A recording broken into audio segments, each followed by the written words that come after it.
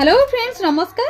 तो फ्रेंड्स आज वीडियो आप डीईओ एवं जूनियर ग्रेड टाइपिस्ट में जो आसी पोस्ट ओडिशा हाईकोर्ट तरफ से विषय में जनइबी।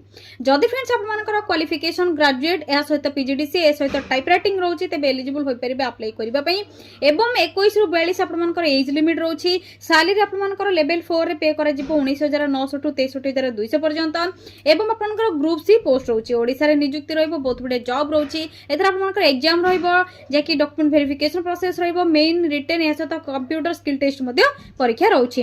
एग्जाम पैटर्न या सहित कंप्लीट इनफॉरमेशन आप मैंने जानिबा पई जदि आप मैंने अप्लाई करबा पई चाहउछंती अप्लाई लिंक सहित ऑफिशियल पीडीएफ किपरि डाउनलोड करिवे तो आप मैंने विजिट करंतु www.odisha.jobsadda.in साइट को कंप्लीट इनफॉरमेशन सहित अप्लाई लिंक मध्ये पाई परिबे एवं नोटिफिकेशन पीडीएफ लिंक पाई परिबे। या सहित कंप्लीट वीडियो आप मैंने यूट्यूब रे सर्च करके देखि परिबे ओडिशा जॉबसाडा साइट रे। जदि आपन को वीडियो टी हेल्पफुल लगी छि तो वीडियो टी लाइक करनेबे कमेंट मध्ये करबे जदि किछि डाउट रहउछि। थैंक यू फ्रेंड्स, जय जगन्नाथ।